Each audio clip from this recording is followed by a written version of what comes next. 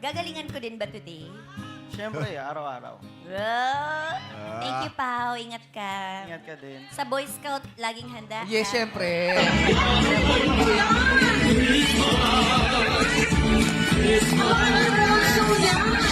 Would like to thank ang wallet na maswerte Gusto mo yan, Ami? Kameya Pink Red Palabo and Kameya Red Crab Sotahon. Masarap talaga. Narito ang isang masining na pagsasalaysay sa tila, punong-puno ng pahiwatig na tagpong ito sa It's Showtime.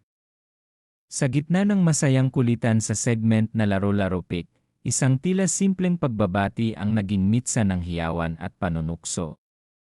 Kaharap ni Kim Chiu ang isang kalahok na nagngangalang Pao, isang pangalang tila may ibang bigat at kahulugan sa kasalukuyang buhay ng Chinita Princess. Habang nag-uusap ang dalawa, hindi napigilan ni Kim ang magbitiw ng mga salitang, "Ingat ka, Pao," at reaksyong tila nagpapatunay na may alam sila sa likod ng mga ngiti ni Kim. Agad itong humirit ng pang-aasar si Vong na may kasama pang mapanuksong tingin at tawa na tila nagsasabing, "Iba ang Pao na tinutukoy mo, Kimi."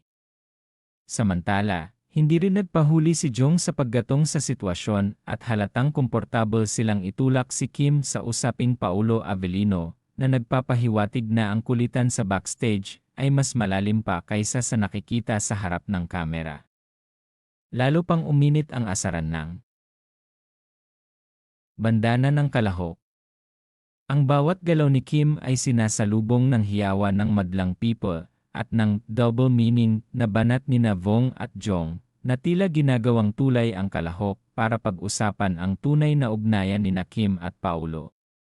Sa huli, ang simpleng pagpapaalala ng ingat ay naging isang viral moment dahil sa husay ni Kim na magdala ng kilig at sa pambubuko ng kanyang mga kuya sa Showtime. Ang segment ay hindi lamang tungkol sa laro, kundi isang malaking teaser para sa lahat ng umaasa.